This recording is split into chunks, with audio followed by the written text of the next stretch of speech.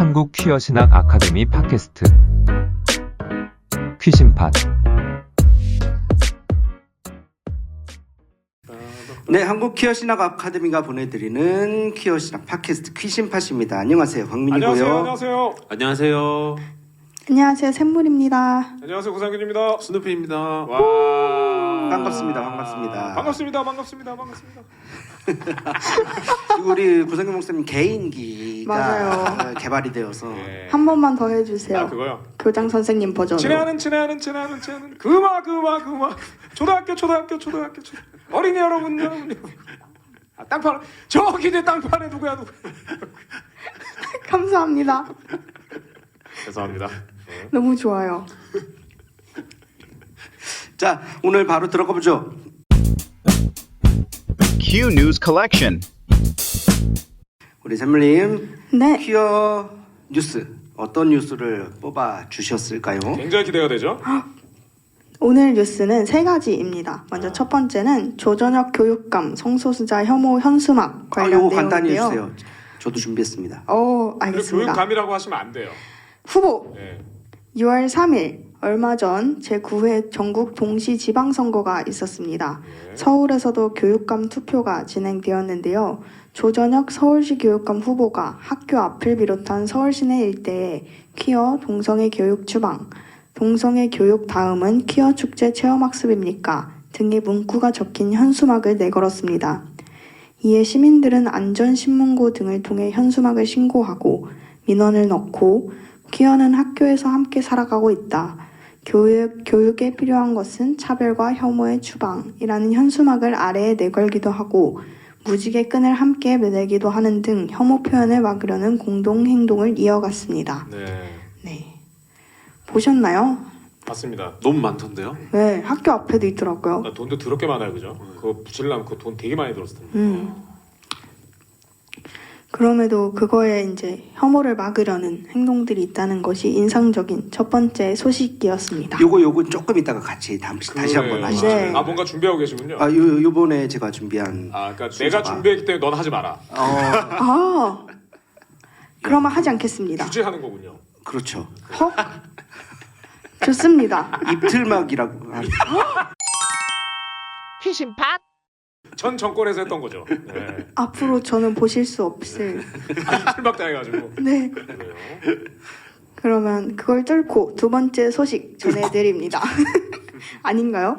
피해서 극복하고 우회하여 그럼에도 금에도 불구하고. 나는 그러면 너를 용서하고 그건 뭐죠? 어. 두 번째 소식입니다. 네. 에? 남재영 목사님 출교 무효 소송 승소 소식입니다. 승소.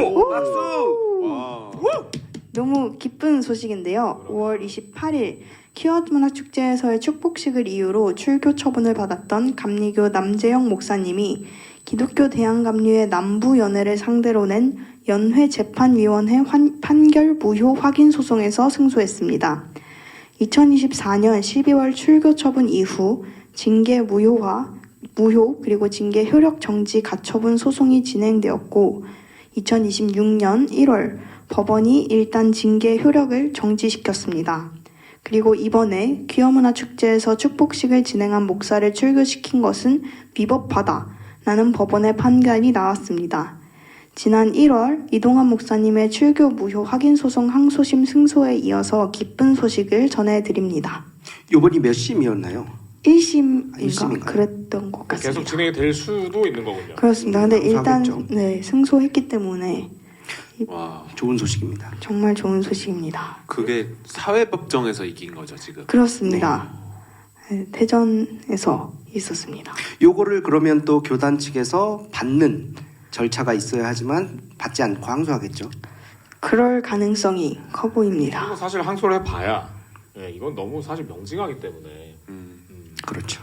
보통 그 교회 법정에서 판결보다 사회법정의 판결이 더 중요한가요?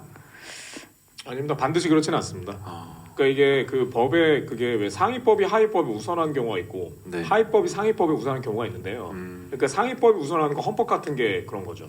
근데 하위법 같은 경우는 그 조직이 특별한 조직이거나 해서 특별법 이런 거는 그 조직의 법이 더 우선할 때도 있습니다. 그러니까 일반적으로 보면 이렇게 교회법이나 이런 거에서 분쟁이 발생하면 사회법정에서 잘 걸 개입 안 하려고 하는 게 그런 영역이거든요. 아. 근데도 불구하고 이렇게 명제하게 한다는 건 사실 누가 저는, 봐도. 예, 감리회가 정말 정신 차려야 되는 거예요. 그렇습니다. 이번에 장점이 뭐 어떤 부분이었을까요? 헌법적 가치의 훼손일까요? 아니면 뭐 절차적 문제에 대한 승소였을까요?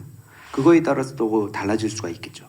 헌법적 가치면은 우리 모두가 아무리 네. 특별한 조직 내에 어떤 그런 게 있더라고 하더라도 당연히 지켜야 할 것이고. 아직 정확한 그건 저도 파악이 안 됐습니다. 판결 내용은 네, 그래서 일단 나중에 또 공개받게 되면 말씀드리도록 하겠습니다. 어쨌든 결론은 좋다. 맞습니다. 좋다. 아멘. 그러면 이어서 세 번째 소식 전해드리도록 하겠습니다. 세 번째는 이제 얼마 남지 않은 서울 퀴어문화축제 소식입니다. 오호. 와. 6월 13일 토요일 제27회 서울 퀴어 퍼레이드가 열립니다. 저는 Q&A와 인천 퀴어문화축제 부스에 있을 예정인데요. 남대문로 그리고 우정국로 일대에서 오전 11시 즈음부터 부스 행사가 시작됩니다. 더불어 6월 1일부터 28일까지 6월 한 달간은 레인보우 굿즈전, 그리고 26일부터 28일에는 제26회 한국 퀴어 영화제가 더숲 아트시네마에서 진행됩니다. 퀴어 퍼레이드 당일 많은 분들을 반갑게 뵐 수 있으면 너무 좋을 것 같습니다. 많은 관심과 참석을 부탁드립니다. 그러면 굿즈샵은 이미 시작이 됐고, 네, 그리고 더수바트 시네마는 노원구에 있는 거죠. 그런 것으로 예, 알고 있습니다. 그래요. 노원구에서 굉장히 아주 좋은 영화들을 보여주는 그런 곳입니다. 네, 그리고 거기가 그 더숲이 여기 왜 인왕산에 있는 초소 책방이라고, 저 알아요. 예, 그걸 운영하는 곳이기도 하고요. 그러니까 그런 어떤 그 문학이나 예술 이런 쪽으로 조금 유의미한 이런 거를 해보려고 노력을 많이 하시는 그런 데죠. 그렇습니다. 좋습니다. 어떻게 저희가 판매하는 유일한 품목인 키어스레 스나카기 책을 팔 수 있도록 허가를 받았을까요? 그건 다른 이제 곳에 약간 끼어서 아, 이렇게 나는 안 하겠다? 하던가 아니 그 부스에 이렇게 네, 뭐 아까 샘볼님은 자기 있는 위치는 그렇게 광고하고는 정작 우리 아니요, 제가 신학하게 되는 관심이 없다. 아니요, 제가 팔아보겠습니다. 제가 뭐 이렇게 들고 다니면서 팔아볼게요. 들고 다니면서요? 네, 들고 다니면서 네, 직접 네. 거기 그렇게 사람이 많은데 많으니까 팔리지 방판을 않을까요? 하겠다. 보따리 상이면 네, 이렇게 머리에 쥐고 아니면 좋은 생각이네요. 사실 분 그러면 어떻게 저희 재고를 전부 다 가져와도 될까요? 몇 권이죠? 한 200건 되죠. 아니 네? 그렇게까지는 한 아니고요. 25권 남은 거 아니에요 지금? 아니 한 2박스 정도 남았습니다. 두 박스요? 네. 거기도 50건은 있는 거 아닌가? 아무튼 몇십 건 있습니다. 그럼 한 분은 더 가져야 저랑 아무튼 그러면 한 박스는 좀 팔아주시는 걸로. 노력해 보겠습니다. 그래요. 아 Q&A 안 되나요? 제가 거기 담당은 아니어서 모르는데 한번 물어볼게요. 한번 물어봐 주십시오. 출판사가 Q&A니까 그러니까요. 그거를 해서 좋을 것 같습니다. 그러면 정정하겠습니다. 당일 오시면 퀴어스레 신학하기 구매하실 수 있고요. 알라딘에서도 예스24에서도 지금 다 구매 가능하니 많은 관심과 구매 공유 부탁드립니다. 좋습니다. 좋습니다. 네, 제가 준비한 퀴어 뉴스는 여기까지입니다. 아 근데 갑자기 들으면서 그 생각이 드네요. 이 방송을 만약에 그 감리회에 있는 중앙에 계신 어떤 분들이 좀 들으신다면 좀 정신 차리시고 제발 이거 해봐야 판판에 질 거니까 쓸데없이 의심하지 말고 그리고 그거 재판하는 비용도 전부 다 교인들이 헌금 모아주는 거 아닙니까? 맞습니다. 그런 거 쓸데없는 짓 그만하고 이제 좀 사과하시고 그러니까 사회가 그리고 교회가 이렇게 진보의 방향으로 가는 것에 함께 가지 못하겠거들랑 가만이라도 좀 있었으면 좋겠다. 이런 말씀을 꼭 드리고 싶습니다. 동의합니다. 꼭. 좋습니다. 네. 정신 좀 차려라. 그러니까 우리 이렇게 한마디도 다 했는데 스누피님 얘기 안 하실 거예요? 혼자만 그냥 빠져나가겠다. 아니요, 저는 잘 됐으면 좋겠습니다. 뭐든. 누가요? 잘 됐으면 감리회가 이겼으면 좋겠다? 아니요, 남재영 목사님이 굉장히 네, 논란이 남재영 될 목사님. 만한 굉장한 논란의 소지가 있었죠. 네, 네. 잘 됐으면 좋겠다. 저 그 뒤돌아 앉아 계신 사진 보고 되게 인상 깊었거든요. 맞아요. 그거 자세히 좀 소개해 주실 수 있을까요? 그 저도 굉장히 인상 깊은 한 장면으로 봤거든요. 저도 이제 자세히는 정확히는 잘 모르지만 그 정년 퇴임 맞나요? 아마 네. 은퇴식이었을 그렇죠. 거예요. 은퇴식. 네. 네. 은퇴식에 초청을 받으셔가지고 거기에서 그 자기를 내쫓는 데에 굉장히 어떤 큰 역할을 했던 사람의 은퇴 축하 연설 같은 걸 들었어야 되는 자리였던 걸로 저는 이해하고 있어요. 근데 거기서 그 너무 괘씸하다고 판단하셔서 나는 그걸 듣지 않겠다 하고 그 앞에 무대에 나가 있는 와중에 그냥 그거를 뒤돌아 앉아가지고 그러니까 은퇴하신 분들이 네. 무대에 쭉 앉아 있는 거예요. 그리고 은퇴하신 분과 그 배우자 되시는 분 같이 맞아요. 이렇게 쭉 이 한 분이 아니겠죠. 그 여러 분이 앉아 계신데 유독 한 분만 뒤돌아 앉아 있는 거예요. 의자에서 뒤돌아 뒤돌아 앉아 있는 겁니다. 그러니까 객석을 보지 않고 반대편을 보고 앉아 있는 거예요. 그렇죠. 그 사모님께서는 객석을 보고 앉아 계시고 그게 사진이 한 장 찍혔는데 내가 이거를 똑바로 앉아서 듣지 않겠다 이런 취지죠. 맞아요. 속상합니다. 네. 말씀하신 대로 그때 찬하사를 맡은 감독이 남재영 목사님 출교하는데 앞장섰던 전 감독이었고 그래서 그 찬하사를 읽어 내려가는 동안 남재영 목사님이 뒤를 돌아서 앉아 계셨습니다. 야, 굉장히 멋진 장면입니다. 2026년에 굉장히 어떤 어떤 중요한 어떤 걸로 남을 그런 사진으로 느껴지나요? 그런데 그분이 승소를 하셨다. 기분 좋은 소식이었죠. 너무 좋은 소식입니다. 수고하셨습니다. 그런데 잘 됐으면 좋겠다라고 또 어떤 분께서 말씀을 남겨주셨죠. 남재영 목사님이. 남재영 님께서 목사님이 잘 됐으면 좋겠다. 감리 얘기하고 뒤돌아 있었는데 앉으신. 잘 됐으면 네. 좋겠다. 주어를 네, 주어를 아사모사하게 했죠. 뒤돌아서 앉으셨던 남재영 목사님이 잘 되셨으면 굉장히 좋겠습니다. 어떤 네. 시류에 영합하는. 화이팅! 남재영 목사님 화이팅! 감사합니다. 잘 전해졌으면 좋겠습니다. Recall the Q history. 자, 이번엔 제가 준비한 순서입니다. 퀴어 역사를 살펴보는 시간인데 이번에는 조금 오래된 역사가 아니라 현재 진행 중인 역사를 진행 중인 제가 역사. 가져왔습니다. 우와.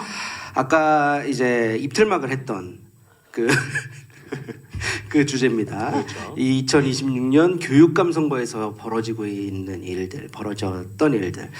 요 회차가 아마 그 선거 당일날 올라갈 텐데 뭐 들으시는 분들은 어떨지 모르겠지만 아까 설명해 주셨듯이 요번에 교육감 선거를 치르면서 거리에 혐오 현수막이 난립을 했습니다. 곳곳에 혐오 현수막이 붙어 있습니다. 어떤 후보의 현수막을 제일 많이 보셨나요? 혐오 현수막. 조전혁. 그렇죠. 아 맞아요. 네. 조전혁이라는 후보가 이제 혐오 선전을 전면에 내세운 그런 현수막을 곳곳에 붙였죠. 퀴어 동성애 교육반대? 축방이라 그랬죠. 축방이요. 축방. 그렇죠. 그래서 이번 선거는 서울시 교육감에 해당하는 이야기인데 서울시 교육감 후보가 무려 몇 명인지 아시나요? 8명? 8명. 네, 맞습니다. 난립을 했습니다. 난립을 했는데 이 중에 4명이 이제 자칭 나는 보수 성향이다. 그리고 1명이 중도 쪽이다. 3명이 진보 성향이다라고 주장을 합니다. 그러면 이 난립하는 그런 혐오 현수막에 대해서 후보들이 어떤 반응을 했는지 그거를 좀 살펴보고자 합니다. 먼저 조전혁, 문제의 조전혁. 아까 말씀드렸듯이 퀴어 동성애 교육 추방이라는 메시지를 담은 현수막을 정말 곳곳에 이제 걸어놨죠. 요것만 저는 실제로 봤는데 이제 찾아보니까 또 다른 내용의 현수막이 있더라고요. 아까 잠깐 소개해 주셨는데 동성애 교육 다음은 퀴어 축제 체험 학습입니까? 라는 문구가 담긴 현수막. 굉장히 괜찮은데? 현수막입니다. 같은 후보의 똑같은 그럼 그렇다라고 다른 답을 해줘야 현수막인가요? 되나요? 네. 어. 저도 똑같은 생각을 했는데 입니까? 그럼 예. 좋습니다. 네, 좋습니다. 좋은 라고, 아이디어입니다. 네, 대답을 했죠. 저도. 그래서 약간 퀴어 축제 체험 학습 좋다. 생각지도 못했는데 굉장히 좋은 아이디어네요. 좋은데 이 생각을 했습니다. 저도. 네. 그 다음에 이분만이 있는 게 아닙니다. 혐오에 뛰어든 김영배라는 후보가 있습니다. 이분의 현수막 혹시 보셨나요? 아니요.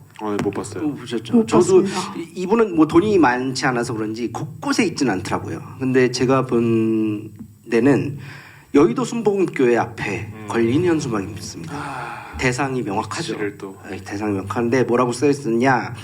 동성애 반대, 차별금지법 반대. 이렇게 써 있었습니다. 대사 이름이 뭐라고요? 김영배라는 우리 또 사람. 김영배 반대라고 그렇죠. 얘기하겠네요. 그렇죠. 이 보수 후보들끼리의 토론회가 있었습니다. 네 사람이 하는 토론회가 있었는데 보수 후보라고 다 이 혐오 현수막에 대해서 잘했다라고 지지한 건 아닙니다. 그 중에 두 명의 후보는 그렇게 혐오 현수막을 내걸었고 또 한 후보인 윤호상 후보 이렇게 말을 합니다. 교육의 비전을 이야기하는 것이 우선인데 왜 그런 내용을 현수막에 거는지 이해되지 않는다. 라고 마치 이제 상식적인 이야기를 하는 것처럼 보였지만 괜찮은데요? 이후 보도자료를 통해서 미성숙한 학생들에게 공교육 현장에서 동성애 가치관을 일방적으로 주입해서는 안 된다라고 보도자료를 와우. 뿌리게 됩니다. 왔다 갔다 하죠. 뭐 하는 인간? 그러면서 또 동시에 그렇게 건 현수막에 대해서는 동성애 교육 반대 현수막은 특정층을 겨냥한 포퓰리즘이라고 생각해 동의하지 않는다. 뭐 이렇게 오락가락하는 에? 메시지를 내보낸 것이죠. 그러니까 자기도 무슨 입장인지 좀 알 것 같아요. 취지는 자기도 같이 하지만 현수막을 그렇게 걸었어야 했냐 이렇게 약간 줄타기하는 모습 보이는 후보 윤호상 후보였습니다. 류순호 후보라고 있습니다. 이렇게 말을 합니다. 특정 표를 의식해 결집을 노린 포퓰리즘적 정책이며 전적으로 동의하지 않는다라고 비교적 상식적인 전적으로 동의하지 않는다는 거는 반은 동의한다는 건가요? 전적으로면 그러니까 완전히 반대한다. 그렇죠. 자기는 동의하지 않는다. 뭐 여기에서 더 질문이 오간 거는 잘 모르겠지만 어쨌든 이런 거를 내비친 보수 후보도 있다. 그리고 아까 소개해드렸던 중도라고 했던 후보 이학인 후보라는 분이 있습니다. 이분은 이제 조전혁 후보의 공약에 대해서 이렇게 말을 합니다. 정치적 편향과 낙인 찍기라고 강력히 규탄을 합니다. 그러면서 학교는 성소수자 학생을 포함한 모든 청소년의 존엄과 안전을 보장해야 하는 공간이라는 점을 강조합니다. 굉장히 상식적인 매를 하는 분이네요. 그렇죠. 그러면서 이제 성소수자 학생에 대한 학교 내 따돌림이나 혐오 표현을 방지할 수 있는 가이드라인을 세우고 국제 기준에 부합하는 객관적이고 포용적인 성교육 및 인권 교육 체계를 유지 강화해야 한다. 이렇게 말을 합니다. 좋은데요? 굉장히 상식적으로. 상식적인 그런 발언이죠. 자, 그러면 이제 자신이 진보적인 성향이라고 하는 후보들을 한번 살펴보면요. 먼저 홍재남 후보라고 있습니다. 교육감 후보라는 사람이 아이들에게 혐오를 가르치고 있다. 모든 아이의 정체성이 존중받는 것이 민주주의 교육의 시작이다. 이렇게 말합니다. 뭐 좋죠. 그다음에 정근식 후보가 있습니다. 현 교육감이기도 하죠. 특정 학생 집단의 존재 자체를 추방의 대상으로 표현한 현수막은 교육이 지켜야 할 가치와 정면으로 충돌한다. 이렇게 말을 합니다. 한만중 후보도 있습니다. 혐오와 차별을 조장하는 후보에게 서울 교육을 맡길 수 없다. 자격 미달인 조 후보는 현수막을 철거하라. 이렇게 규탄을 합니다. 그러니까 전반적으로 이제 우리 교육감의 8명 중에 생각하는 것들을 이렇게 살펴봤는데 전반적인 우리 사회의 비율과도 조금 어떻게 비슷하지 않나 이런 생각도 듭니다. 그래서 저는 이번에 이 조 후보의 득표율이 얼마일까 굉장히 궁금한 사람 중에 한 명인데 이렇게 혐오 이슈를 정면으로 내걸었을 때 그것을 중요하게 생각해서 그 가치를 중요하게 생각해서 이 사람이 돼야 된다라고 생각하는 그 사회 일반의 비율이 얼마나 있다고 궁금한. 일단 이거는 이제 서울 시민의 일반이겠네요. 그렇죠. 그 궁금한 지점 중에 하나입니다. 그럼 저희가 지금 한번 대충 한번 예상 한번 해볼까요? 그는 그렇게 혐오를 전면에 내세워서 몇 퍼센트를 받을 것이냐 서울 시민 중에. 저는 일단 그것도 궁금해요. 사람들에게 그 현수막이 얼마나 효과가 있는지 투표 후보를 고르는 데 있어서 현수막의 영향력 얼마 정도라고 생각하세요? 근데 저는 개인적으로는 그 왜 시장 선거나 이런 거에 비해서 교육감에 대해서 사실 잘 몰라요. 그쵸. 많은 분들이. 그렇기 때문에 그러면 사람들이 투표장에 가서 뭐를 떠올릴까요? 그러니까 현수막에 있는 그거 나 그래 저거 익숙하다는 거는 되게 영향을 좀 많이 줄 수 있을 거라고 생각해요. 게다가 요번에 문구들은 굉장히 튀는 문구잖아요. 맞아요. 그리고 그 튀는 것에 적극 동의하는 층인도 있을 거고 있겠죠. 그러면은 이제 뽑을 때 어느 정도 기억에 남을 수도 영향을 줄 수 있지 않을까. 그렇습니다. 그런 생각. 하긴 그 부분에서 좀 성공한 것 같긴 해요. 그 너무 어떤 후보를 떠올렸을 때 어떤 현수막을 걸었을지 생각했을 때 그러니까 프로파간다는 아무도 되게 생각 안 나. 성공적인 옛날에 그 뭐예요? 그 뭐지? 남자 며느리가 웬 말이냐? 뭐 이런 거 아. 되게 가공할 만큼의 어떤 그런 비슷한 효과가 아닐까? 그렇기 때문에 이 현수막 거는 게 굉장히 환경적으로도 좋지 않지만 맞습니다. 계속 이제 수밖에 어쩔 없다는 수 거죠, 없이 그 사람들은. 하게 되는 것 같습니다. 자 그럼 어떻게 그럼 그 발표해 주신 김에 몇 퍼센트로 예상하십니까? 와 저는 일단 100%로 놓고 일단 봤을 때 네네네. 몇 퍼센트 정도 할 거냐? 저는 25 정도 예상. 25. 와. 25면 꽤 진짜 많이. 8명이 나왔는데 엄청 25면 높은데요? 성공 아니야? 아닌가? 25 정도 예상합니다. 그분의 당적이 국민의힘인가요? 아, 교육감은 당적이 당적이 아니라- 없습니다. 아, 그렇구나. 당적이 없습니다. 근데 이 사람이 또 내거는 게 뭐 보수 단일 후보 뭐 이런 식으로 홍보를 하기 때문에 약간 대표성을 사람들이 있다고 느낀다면 그냥 그러면 그냥 색깔을 넣는 거군요. 거기에다가 그냥 자기 지지하는 그러니까 자기 정치 성향을 네. 색깔로 넣는 거지 네. 정당으로 할 수 없어요. 네네네. 그 공무원의 그 정치 중립 뭐 이런 것 때문에 할수 없어요. 저는 그 정도 이상도 받을지 않을까. 25 플러스 저는 라고 예상. 15% 하겠습니다. 15%. 저도 15% 하려고 그랬는데. 그래요? 내가 먼저 네. 했지. 아, 손흥민님 저요? 저는 7%. 근데 7이었으면 좋겠다. 바람은 저도 7%인데 전 진짜로 그 정도 나오지 않을까? 제가 너무 희망적으로 생각하나 봐요. 아니 왜 어디서 제가 14점 몇을 본 것 같아서 뭔가 14점 예상. 몇? 네. 뭐 예언의 능력까지 있는 거. 아니 그게 아니. 뭐 여론조사 같은 거였나요? 뭔가 어디선가 본 것 같아요. 제가 틀리길 바라지만 아무튼 그래요, 그렇습니다. 정말 틀리길 바랍니다. 저는 7%가 나왔으면 좋겠네요, 정말. 전 0.01%요. 그러기를 바랍니다.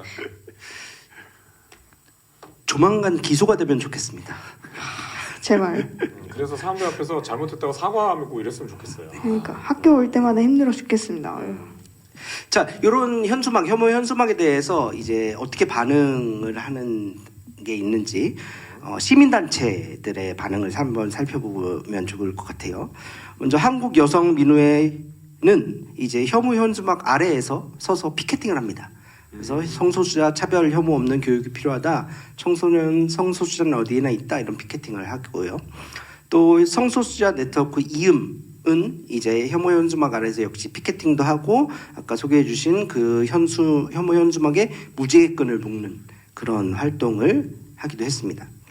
또 서로의 존재를 배우는 책모임 우리 사이는 맞불 현수막을 내걸었다고 합니다. 그렇죠. 그래서 아까 그 조 후보의 저거는 퀴어 동성교육 추방이잖아요. 그래서 근데 맞불 현수막은 교육에 필요한 것은 차별과 혐오의 추방 이렇게 해서 맞불 현수막을 걸기도 했고요.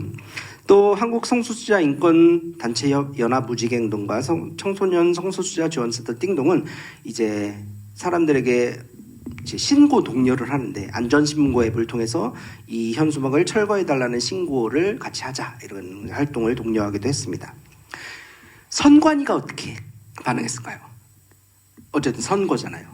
그러면 이거 선거의 모든 것을 총괄하는 선관위가 어떻게 반응했을까요? 조사하겠다 이런 거 아니었어요? 조사하겠다. 그냥 표현의 자유 어쩌고 이랬을 것 같은데요. 표현의 자유. 이렇게 반응을 했습니다.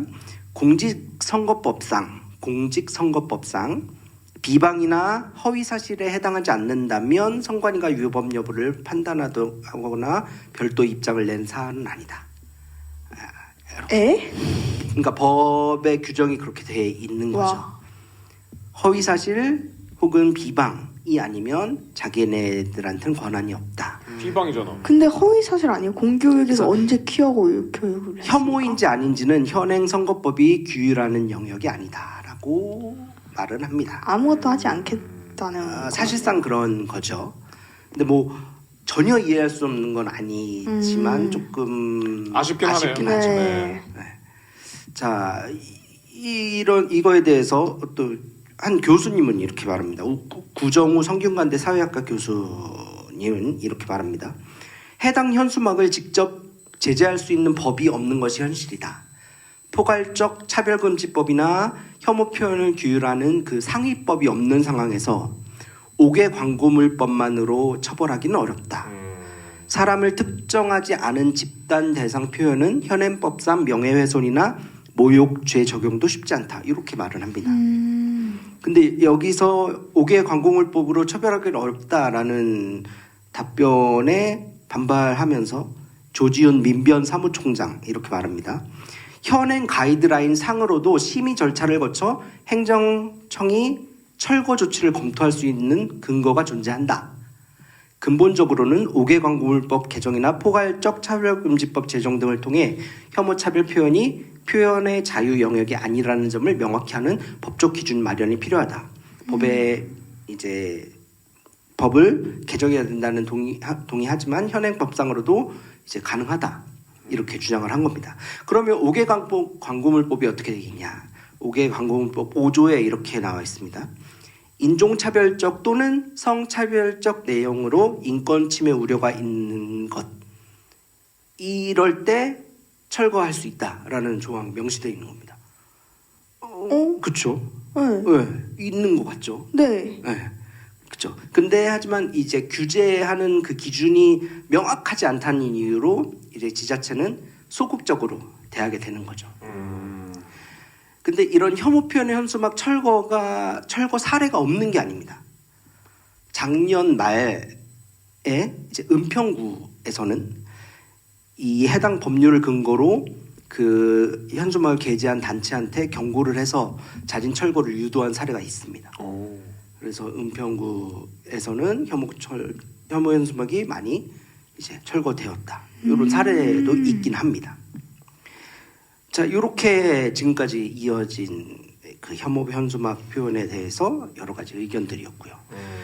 그러면 여기 이 사례에서 드러난 쟁점, 서로의 주장들을 조금 정리해 보면 어떨까 생각을 해봅니다. 한쪽에서는 이렇게 주장합니다. 교육의 중립성을 강조하는 거죠. 그러니까 성소수자 관련 교육이나 학생 인권 조례를 특정 가치관의 주입으로 간주하고 동성애 교육 반대는 중립을 지키기 위한 적극적 방어 기제다 이렇게 주장하는 겁니다. 그러니까 이렇게 하는 게 나는 중립이라서 그래라고 주장하는 거죠. 하지만 반대에서는 정치적 편향이다 이거는. 그래서 인권은 헌법적 가치이며 성소수자 학생을 보호하는 것은 인권 감수성을 키우는 교육적 의무이다. 혐오 현수막은 헌법 가치를 정면으로 부정하는 정치적 편향이다. 뭐 여기 계신 분들은 당연히 후자에 동의하시겠죠. 또 이런 쟁점이 있습니다. 이거는 견해의 표방이다. 그러니까 표현의 자유에 해당한다. 약간 이런 거겠죠. 정당한 정책 비판이고 동시에 학부모들의 우려를 대변하는 공약이다. 이런 혐오 내용이. 그래서 혐오 표현의 정의를 지나치게 확장하면 건전한 정책 토론이 위축된다. 이렇게 주장을 합니다. 근데 반대로는 그렇게 혐오하는 거 배제와 낙인이다. 성소수자 학생을 우리 공동체 내의 구성원이 아닌 배제해야 할 외부인으로 낙인 찍는 효과. 표현의 자유 범위를 넘어선 혐오 선동이다. 이렇게 말을 하죠. 뭐 어느 쪽의 주장에 동의하실지는 생각해 보시고 또 이런 쟁점입니다. 우리는 학부모의 대변인이라서 그렇게 건 거다. 그러니까 보수적 학부모층은 교육감이 해야 할 역할이 자신들의 불안을 해소하고 가치관을 지켜주는 방패가 되어주기를 기대한다. 그래서 교육감은 교육 행정하기 때문에 이거를 학부모의 의견을 받아서 이런 걸 한 거다. 이렇게 주장합니다. 근데 반대로는 이렇게 주장하죠. 교육감은 갈등 조정자다.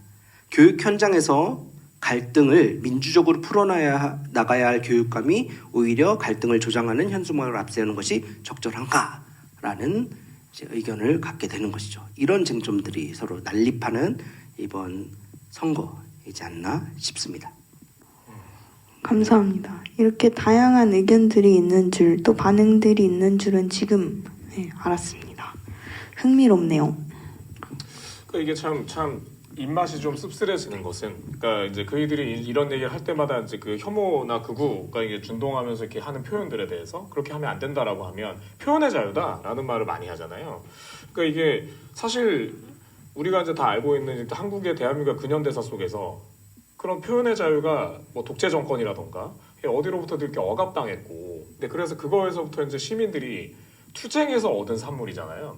근데 이제 이것에 대해서 이제 일부 혐오 세력과 일부 극우 세력들이 이제 마치 그런 얘기를 하는 것을 그 언어를 가지고 이게 우리의 표현의 자유다라는 방식의 얘기하는 것이, 본인들이 그렇게 쏟아내는 이야기들이 사실은 본인들이 그 고무 찬양하는 어떤 그런 독재 세력과 보수적인 어떤 권력들, 그이들이 그토록 싫어했었던 언어다. 네가 지금 하고 있는 말이. 그러니까 이 어불성설을 스스로 좀 알았으면 하는 바람이 있고, 그러니까 본인들이 막 빨갱이라고 비난하고, 그리고 그러니까 더러운 것들이다라고 하는 그이들이 싸워가지고 지금 당신들이 말하는 그 표현의 자유라는 것이 쟁취되었다. 대한민국에서. 라는 얘기를 꼭 좀 해주고 싶다라는 얘기 생각이 좀 들고요. 근데 왜 우리가 다 알고 있지만 그렇지 않습니까? 예를 들어 왜 독일 같은 경우에 거기에서 공공장소나 이런 데서 그 인종차별하거나 나치를 고무 찬양하는 것은 법적으로 금지되어 있죠. 네. 근데 그래서 거기에서 그 극우들이 그거에 대해서 늘 얘기합니다. 이게 헌법이 얘기하는 그 표현의 자유를 억압하는 거 아니냐. 근데 거기에 대해서 이제 그 표현의 자유를 억압할 때 그것이 누구를 혐오하거나 그러니까 누구를 비난하거나 혹은 나치는 전 유럽을 그냥 다 잿더미 속에 넣었었던 거잖아요. 그러니까 그런 것에 아픔을 겪은 사람들이 있는데 그 앞에서 그것을 고무 찬양하는 것은 표현의 자유의 영역이 아니다라고 선언을 했죠. 그러니까 독일 연방법원이. 그러니까 이런 부분의 사회적 합의를 우리나라도 빨리 좀 이뤄낸 시기가 왔으면 좋겠다. 이런 생각이 좀 듭니다. 그러니까 그 표현의 자유라는 외피를 그쪽이 가져가서 써버리니까 그거를 주장하던 우리가 이상해지는 거죠. 대응을 네. 하는 거죠. 근데 분명한 것은 우리가 외쳤던 표현의 자유에도 그 표현의 자유에 해당하지 않는 범위가 있고 그것을 가르는 선이 분명히 존재하는데, 이것을 가져다 그냥 이 표현의 자유라는 말만 가져다 쓰는 사람들은 그런 선의 존재 없이 그냥 무작정 남들을 혐오하거나 상처 주거나 피해 주거나 조롱하거나 하는 것들을 마음대로 하면서 표현의 자유를 얘기하는 거죠. 그러니까 말씀해 주신 대로 우리 사회가 그 선을 하루빨리 그어야지 되지 않을까 그런 생각이 드는. 샘물님 자꾸 이렇게 하품하실 겁니까? 제가 하품했나요? 네, 여러분들 지금 그 방송으로 듣고 계셔서 모르시겠지만 샘물님은 지금 이 중요한 얘기가 진행되고 있는데 아니에요. 하고 딴 데로 쳐다보고. 아니, 사람들이 지나가길래 누가 들어올까봐 본 겁니다. 그래요.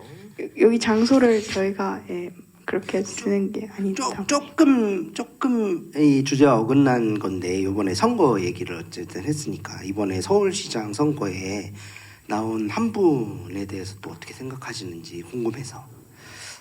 서울시장 후보 중에 여성의 당이라는 정당의 후보가 있습니다. 네. 이 정치 세력은 자신들은 페미니스트라고 말을 하죠. 네. 요거에 대해서 또 어떻게 생각하시는지도 살짝 궁금합니다. 이거에 대해서는 이제 하품하신 샘물님께서 한번 말씀해 주시는 게 어떨까? 아니, 하품을 했는지 저도 몰랐습니다. 대한민국은 물론 하품의 자유가 있는 나라니까. 아니, 네, 표현의 감사합니다. 자유와 함께. 네. 맞아요. 감사합니다. 그래서 저는 사실 그 여성 안에 트랜스젠더가 일단 포함되지 않고요. 그래서 저는 모르겠어요. 그렇게 뭔가 그 당에서 얘기하는 것처럼 뭔가 그렇게 여성이 뭐 죽지 않고 하는데 그 여성에는 어떤 트랜스젠더 정체성을 가진 사람들이 들어가지 않고, 그리고 자꾸 이제 룸살롱 없는 서울 이거를 슬로건으로 내걸고 있는데, 저는 개인적으로 그게 파주 용주골을 그냥 밀어버린 파주시장이 행한 것과 무엇이 다른가. 거기에는 이미 일하고 있는 성노동자들이 있는데 충분한 어떤 대책과 어떤 이야기, 아무 논의 없이 그 슬로건만 가지고 무언가를 하겠다는 건 너무 폭력적이지 않은가 생각합니다. 뭐죠 지금 그 표정? 아니요. 그 용주골 얘기는 저도 생각을 못한 거여서 네. 이 해안에 제가 놀란 표정. 아니 그게 아니잖아요. 해안이었다. 아니 역시 신학천 샘물. 살려주세요. 그러니까 이분들은 그렇게 주장하죠. 자신들 여성의 정체성을 강조하면서 여성이 어쨌든 조금 더 나은 세상 페미니스트라고 하지만 그 여성의 범주에 말씀드려 네, 그 여성에는 트랜스젠더도 포함되지 트랜스젠더. 않고 성노동자 여성도 전혀 포함되지 않는 레즈비언도 아마 레즈비언은 얘기를 하는데 이제 그거는 정말 그쪽에서 얘기하는 생물학적 여성으로서의 그 레즈비언만을 얘기하는 것으로 제가 알고 있습니다. 맞습니다. 네, 이 일종의 해외에서 이야기하고 있는 용어로는 털프라고 하죠. 이 대표적인 털프가 또 그 해리포터의 저자, 롤링. 네, 그렇죠. 맞습니다. 그분도 약간 그런 그러시구나. 네, 롤링은 그래가지고 그런 얘기를 많이 했고요. 그러니까 그것 때문에 사실은 그 해리포터 심지어는 해리포터에 나왔던 그 배우들로부터도 비난을 받았습니다. 아, 네, 그러니까 당신은 트랜스젠더 혐오주의자다 이렇게 해가지고 그 대표적인 누구죠? 그 해리포터에 나왔던 그 엠마 왓슨이 그런 얘기 엠마 한것 왓슨이 같은데. 엠마 왓슨이 아주 대표적으로 당신 그렇게 계속하면 트랜스젠더 혐오주의자다 이렇게 아주 정면으로 문제 제기를 당하기도 했고, 그러니까 근데 로엔 졸링이 어떤 부분은 제가 그걸 지지하는 게 아니라 안타까운 건 그의 어떤 성장 과정이나 이런 부분에서 그러니까 그도 이제 남성으로부터의 어떤 구체적인 피해를 겪었고 이렇게 하면서 그게 어떤 면에서 이제 그 자신의 어떤 고통에서부터 기인하는 이래서 이제 여성이 안전해야 된다. 그러니까 그런 부분에서 일종의 어떤 남성 비스무리한 존재, 뭐 내가 다 싫어, 막 이런 게 되게 막 자신의 삶에서 나온 거라고 볼 수는 있죠. 근데 이제 그렇다 하더라도 그것이 그리하여 지금에 있는 어떤 존재들을 향한 혐오로 가는 것은 좀 다른 문제이지 않나. 그러니까 자기의 경험에서 뭔가를 얘기하는 것하고 그렇기 때문에 그거와 어떤 좀 의심된다는 모든 존재들은 다 꺼져. 그러니까 이런 방식으로 하는 거는 특히나 그렇게 영향력이 있는 존재가. 그리고 조앤 롤링은 우리가 다 알고 있지만 어떤 전체주의에 대한 반대, 그러면서 어떤 소시민들에 대한 어떤 그 저항과 투쟁 이런 거를 굉장히 중요하게 생각하는다고 본인은 늘 자기의 작품에서 말하는 사람이잖아요. 그러니까 이렇게 되면 자기가 하는 얘기에서도 굉장히 이율배반인 얘기를 스스로 하는 거죠. 그 저는 뭐 지금 여성에 대한 얘기를 했습니다. 그이들이 말하는 그 여성의 안전한 세상. 근데 그 여성의 안전한 세상이 그렇게 여성 순혈, 소위 말해 여성 순혈주의. 그러니까 이렇게 하면 해결이 되는 거냐? 그거 좀 아닌 것 같은 생각이 좀 들고요. 네, 그래서 그건 좀 다른 문제인 것 같다. 그리고 그 방식들은 결국은 또 어떤 이들을 그렇게 구축해내는 방식인데 그런 거고요. 근데 다만 이런 생각은 있습니다. 그 옛날에 나온 도란스 총서라고 하는 책에서 시리즈로 나왔었던 이제 가해 피해의 상관관계인가? 뭐 정확한 지금 책 이름은 정확히 기억이 안 납니다만 그러니까 거기서 그런 얘기를 했죠. 그러니까 터프나 레페? 이런 이들이 준동하거나 하는 것들. 근데 그게 왜 그런 거냐? 그러니까 그이들이 이거는 미러링이다. 누구를 미러링하는 거냐? 남성 순혈주의. 그러니까 젠더에서 상위에는 우위를 점한 남성 순혈주의에 대한 미러링 아니냐? 그러면 이들에 대해서 문제를 제기하는 거, 이들이 이걸 이렇게 하면 안 돼라고 하는 것을 이게 정말 없어지길 바란다면 그들이 미러링하는 남성 중심 문화, 남성 중심의 상위 젠더 이게 혁파돼야 된다. 그러니까 이게 혁파되면 사실 이 음지인 여기는 자연스럽게 본인들이 미러링할 대상이 없어지니까 없어지지 않겠냐는 거죠. 그래서 저는 그 말에 되게 많이 동의하는 편이거든요. 그래서 여성에 대한 하는 얘기는 이거는 논쟁이고 뭐 그러면서 이렇게 같이 토론하고 이렇게 해서 극복해야 될 문제라고 보고요. 근데 이들이 왜 그렇게 되었는가라고 생각해 보면 결국 대한민국에 계속 강고하게 움직이고 있는 남성 중심의 어떤 거, 그러니까 이거와 맞서서 이것을 좀 분쇄해내는 과정들이 필요하지 않을까 그런 생각을 합니다. 또 가만히 계실 거예요. 또 주어 얘기 안 하고. 예, 듣다가 생각나는데 근데 또 한편으로 그러면은 그 MTF 트랜스젠더는 남성 중심주의를 좀 깨트리는 존재 아닌가요? 저는 뭔가 그런 것 같은데. 여성임을 인정하지 않죠. 그러니까 이런 의미, 이런 맥락에서 남성 중심주의를 깨트리는 거가 필요한데 저는 그게 오히려 MTF 트랜스젠더 같은데 또 왜 그 사람들은 배척받아야 하나? 그러니까 정체성 정치라는 것이 보편 인권을 향해 나아가야 하는데 오히려 그 반대로 자신들의 피해를 이제 전면에 내세우면서 그 피해가 나의 정체성이 돼버려서 그렇게 보편적으로 가지 못하고 그 협소한 개념 안에 남지 않게 되었나. 그러니까 이런 생각도 해보는 거죠. 그렇군요.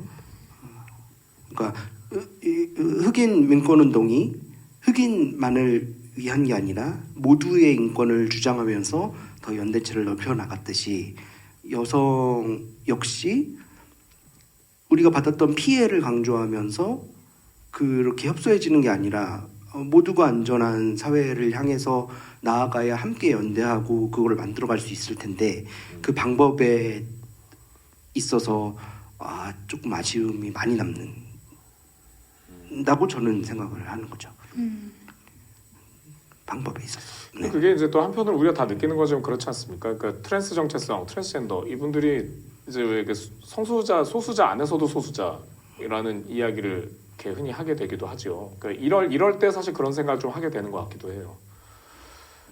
그러니까 아까 손희필님 말씀하셨듯이 사실 이제 뭐 이게 그 안에서 이제 우리가 여성의 생존권 이런 얘기 하는데 너는 여자 아니야 이렇게 되는 상황. 그러니까 참 갈 길이 좀 멀지만 어떤 면에서는 사실 그러니까 이런 얘기들이 이렇게 나오고 있는 건 우리가 사회가 앞으로 나아가는 부분에서 어떤 면에서는 좀 거쳐야 되는 단계가 아닌가 생각이 들기도 하고요. 이전에는 아예 이 얘기 자체가 없었던 거잖아요. 맞습니다. 네. 그래서 뭐 얘기 자체가 좋습니다를 얘기하는 게 아니고요. 그러니까 이런 논의를 통해서 앞으로 좀 더 나갈 수 있는 기회가 되면 좋겠다 이런 생각을 하게 됩니다. Into the queer theology. 자, 다음 순서입니다. 우리 퀴즈팟에서 빠질 수 없는 순서죠. 우리 고상균의 사사 쇼. 고상균 그는 누구인가? 그는 과연 누구인가? 범접할 수 없는 존재. 제가 어제 고상 선생님. 예, 한국 기어 신학의 살아있는 제가! 레전드. 정말 가지가지들 한다 진짜. 고트라 그러죠. 고트. 거기 하품하는 난가? 최근에 개인기까지 장착하신 그래요. 예. 오늘 나누려고 하는 얘기는 미리 말씀드립니다만 오늘하고 이제 6월에 두 번 저희가 등업을 업데이트를 하잖아요. 그 업데이트하는 두 번의 내용은 런던과 아일랜드에 대한 이야기입니다.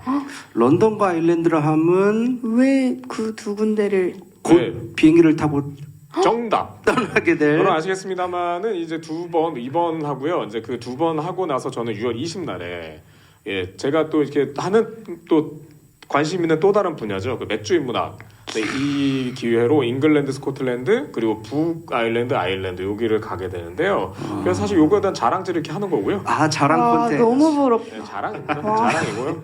배가 아픕니다. 죄송한데 너님께서는 불과 예, 리액션이요 리액션. 배가 아프다고요? 예, 샘물님은 예, 나중에 또 저희가 별도로 그 비난하는 기회를 갖도록 하겠고요. 좋아요. 첫 번째 시간 오늘은 런던에서도요 런던의 LGBTQ 플러스 센터에 대한 이야기를 좀 해보려고 합니다. 오. 정확한 명칭이 LGBTQ 플러스 센터예요. 커뮤니티 센터 이런 건데요. 여기가 그 원래 이 센터는 1985년에 런던 레즈비언 앤 게이 센터라는 이름으로 출범을 했습니다. 여러분 아시겠지만은 1960년대를 지나서 70년대가 될 때 그 미국에서 그 첫 번째 그 성소재 인권 운동을 했었던 그 단체 이름은 게이 파워 이런 이름이었죠. 근데 이제 그러면서 그 게이라는 이름에 함의될 수 없다. 그래서 레즈비언 게이스 이렇게 되면서 LGBT라는 이름이 점점 파생되기 시작한 거잖아요. 그러니까 이게 1985년이면 이제 그런 시간이 조금 더 지나가면서 게이보다 레즈비언이 더 앞에 나왔던 개념이죠. 레즈비언 앤 게이 이렇게 했었던. 예. 그런데 요거는 당시에 런던 의회, 광역 런던 의회라는 그런 뭐라고 해야 됩니까? 국가 지자체죠. 그러니까 지자체가 좀 진보적이었고, 근데 이게 이제 뭐랑 대립했냐면 당시가 대처수상이었고, 대처수상 굉장히 보수적이고, 그리고 신자유주의를 되게 강하게 밀어붙이면서 노조 파괴하고 뭐 이런 게 엄청났잖아요. 그리고 왜 그 공기업 이런 거 전부 다 민영화하고 막, 그러니까 이런 부분에서 이제 런던하고 약간 그 대립했었던 이런 시기입니다. 그러면서 런던은 그 국가하고는 조금 다른 가치를 우리가 실현하겠다라고 하면서 아까 말씀드렸던 그 런던 레즈비언 앤 게이 센터라는 것을 공공센터로 만들었던 거예요. 그래서 여기에서는 이제 뭐 이들의 약간 그 커뮤니티를 지원하기 위한 바나 카페나 서점이나 그리고 회의도 하고 공부도 하고 뭐 프레스센터 같은 거 같고 이런 걸 하면서 그들의 어떤 구체적인 어떤 부분들을 이렇게 지원하면서 함께 가겠다라는 걸 했었으나 우리가 왜 알고 있죠 공공센터가 가진 한계 그 지자체가 수장이 누가 되냐 이거에 따라서 확 바뀌어 버리잖아요. 근데 이렇게 되면서 여기가 이제 그 말씀드렸던 85년 시작했는데 86년 이렇게 되면서 지역 정권이 바뀝니다. 이렇게 되면서 이제 그게 그 센터를 지원하는 돈이 다 없어져 버리죠. 이 센터가 설립된 것이 그 어목했던 시기이네요. 그렇습니다. 그러면 설립을 공공으로 했다는 거는 그러니까 시 단위로 했던 거죠. 어쨌든 그 시에서는 그 당시에는 지원을 어느 했었던 정도 건데 이제 했었다. 그게 그 시의 정권이 바뀌면서 아하, 이제 아하. 보수당으로 바뀌면서 이런 게 다 날아가 버린 거죠. 이야. 이렇게 하면서 그 소중한 이제 활동들을 했었던 것이 한 1년 뭐 불과 2년이 안 되면서 문을 닫게 됐습니다.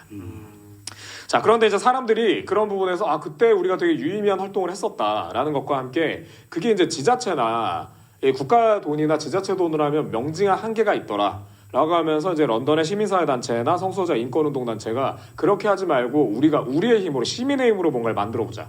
라는 이제 그런 노력들이 계속 진행이 됐었고요.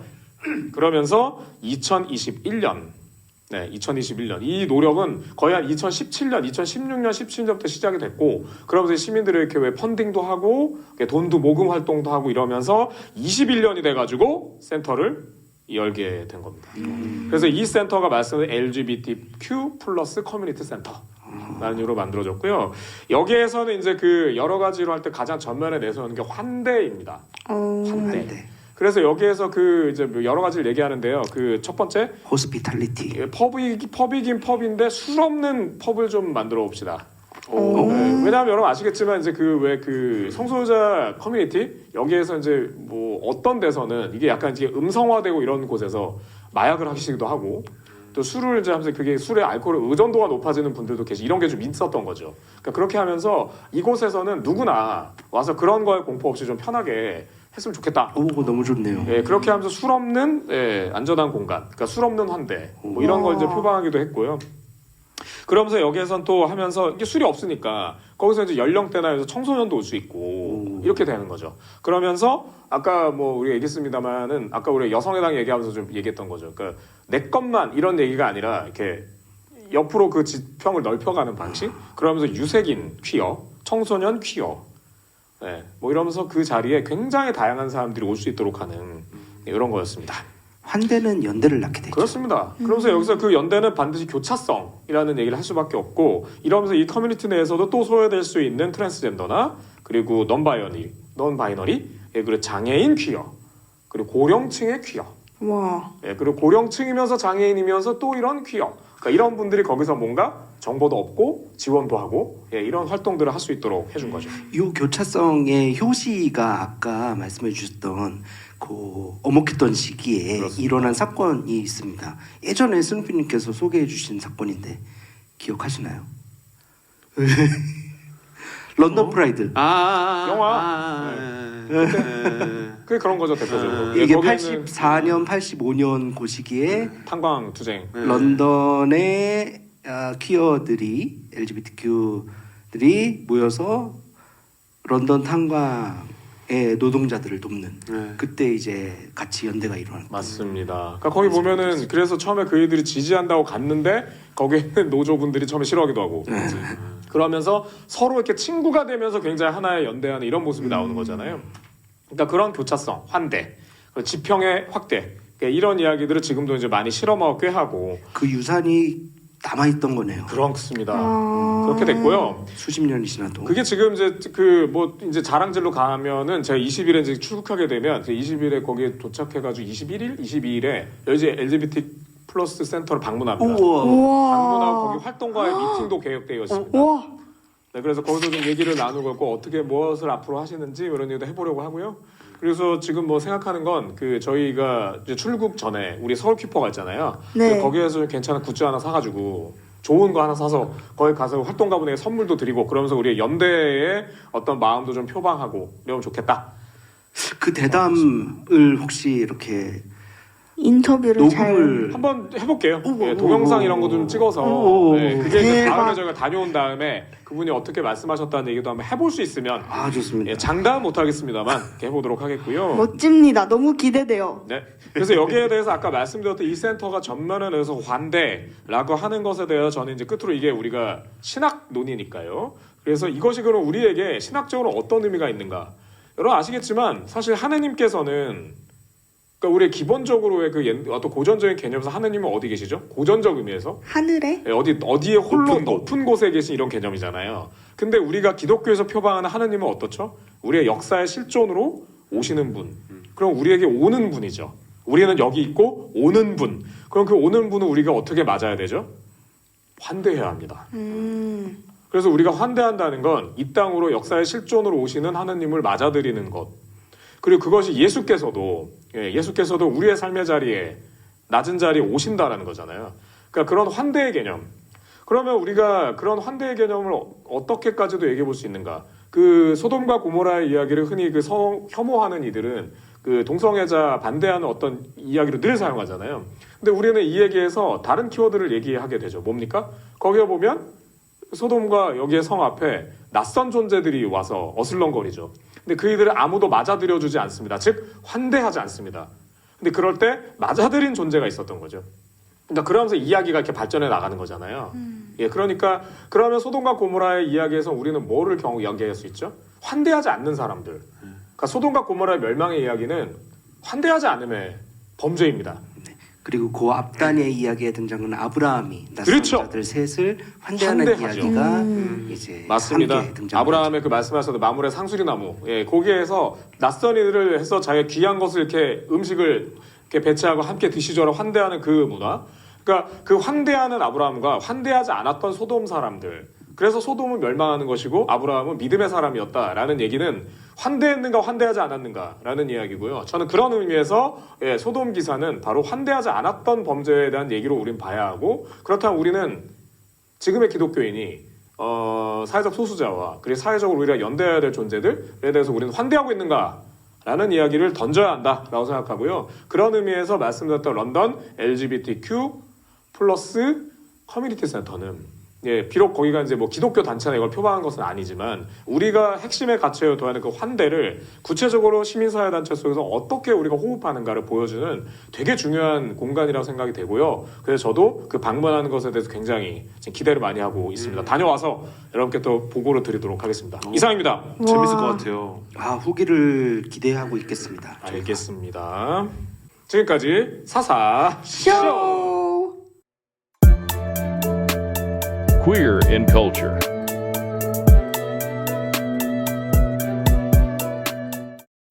자, 마지막 순서입니다. 우리에게 어떤 새로운 상상력, 깨달음, 그렇죠. 딱딱하고 굳어진 마음에 어떤 단비와 같은 그렇죠. 생명력, 이슬과 같은 어떤 촉촉하고 주님의 말랑한 숨결. 그런 것들을 전해 주님의 숨결 주님 이거 아니에요? 루아크 푸뉴마 아멘. 를 전해주실 우리 스누피님의 퀴어 문화 컨텐츠 소개 시간입니다. 와. 네.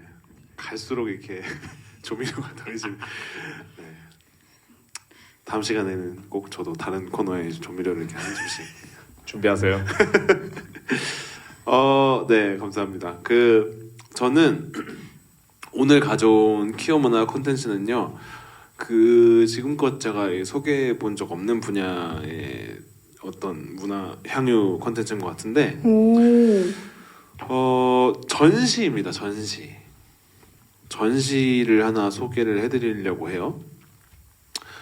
전시의 제목은 들어보셨나요? 스펙트로 신테시스. 네. 네. 들어보셨어요? 몇 번 나왔습니다. 수식으로. 네네네. 스펙트로 신테시스 서울이라는 전시에 대해서 좀 소개를 해드리려고 합니다.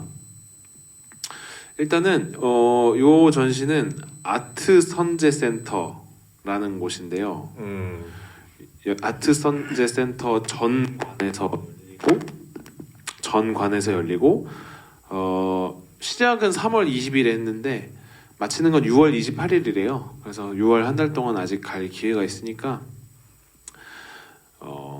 기회가 되시면은 가보시면 좋을 것 같고요. 다녀오셨나요? 사실 사실로 들어왔는데 안 가보고 소개한다는 게 저 스스로 굉장히 좀 죄송하긴 하지만 저 가보고 싶어서. 가실 거잖아요. 그럼요. 네, 그럼요. 가야죠. 네. 종로에 있습니다. 아트선제센터. 알았어. 네. 그리고 이제 들은 바에 의하면 제 목소리 힘이 없어졌네요. 아니요, 자신 있게 하세요. 사뭇 달라졌어요. 네. 검색한 바에 의하면 대만, 태국, 홍콩을 거쳐서 서울에 이제 전시가 왔다. 태국, 홍콩에서 이제 성공적으로 잘 마쳤고 동남아 수행회 공연을 마치고 네네. 그리고 74명의 작가가 참여한 이제 미술 전시회라고 합니다. 와. 그래서 이 스펙트로 신테시스라는 이름은 그 다양성을 의미하는 스펙트럼 그리고 서로 다른 아이디어나 사물이 모여서 결합하는 과정을 뜻하는 신테시스라는 말이 이제 합쳐진 말이라고 해요. 그래서 전시 자체가 일반적인 이제 전시실뿐만 아니라 막 로비, 복도, 막 지하 공간까지 다 그냥 포괄해가지고 다 이것저것 많이 전시를 해뒀다고 합니다. 그리고 3층 전시가 좀 이제 주목해볼 만한데 이제 한국 퀴어 예술을 이제 좀 주목해서 보여주고 있고 그래서 성소수자들이 살아온 삶의 궤적과 기억 그리고 공간의 서사들을 잘 녹여내어 있는 곳이라고 합니다. 그래서 이제 퀴어 미술이 뭐 누군가는 떠올릴 때 막 너무 파격적이거나 부담스럽거나 뭐 이런 거를 떠올리기가 쉬운데 이곳에서 만나는 전시는 이 혐오와 차별의 시대를 쭉 건너온 같은 인간들의 그 치열한 그 역사를 잘 볼 수 있다라는 평이 있더라고요. 오, 너무 기대돼요. 그래서 한 번쯤 가보면 좋을 것 같습니다. 저도 시간 내서 가보겠습니다. 네. 작품들의 특성이 어떤가요? 왜 추상적인 작품인가요? 아니면 조금 그래도 우리가 쉽게 직관적으로 알아볼 수 있는 작품들일까요?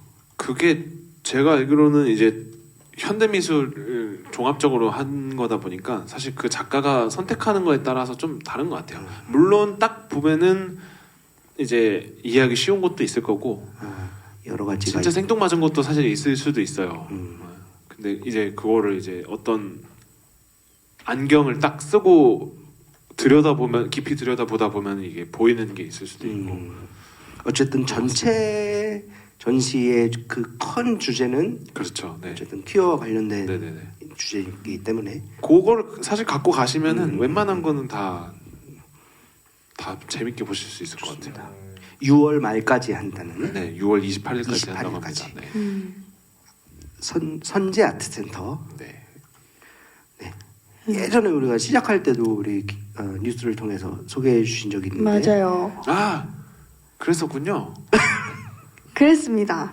나 이거를 본인이 말하고 와, 그랬군요. 이러지 마요. 그 타이밍은 굉장히 좋습니다. 맞아요. 네. 왜냐면 이제 전시가 끝나기 전에 네. 알려드려야 되거든요. 주시시켜 주는 거죠. 그렇죠. 네. 그럼요. 하는 거죠. 제 지인도 갔었는데 뭐 트랜스를 주제로 한 뭐 30몇 분짜리 영화 이런 작품들도 있고 그러니까 말씀하신 것처럼 굉장히 다양한 어떤 형태의 전시들이 준비되어 있다고 합니다. 좀 더 생생한 정보네요. 네. 빨리 마무리해줘요. 감사합니다. 꼭 가보시길 바랍니다. 감사합니다. 감사합니다. 잘 들었습니다. 네, 좋습니다. 오늘 저희가 준비한 순서는 여기까지고요. 저희는 또 다음 시간에 좀 더 알찬 소식으로 여러분들을 찾아뵙겠습니다. 긴 시간 고생하셨습니다. 감사합니다. 감사합니다. 한국 퀴어 신학 아카데미 팟캐스트 퀴심팟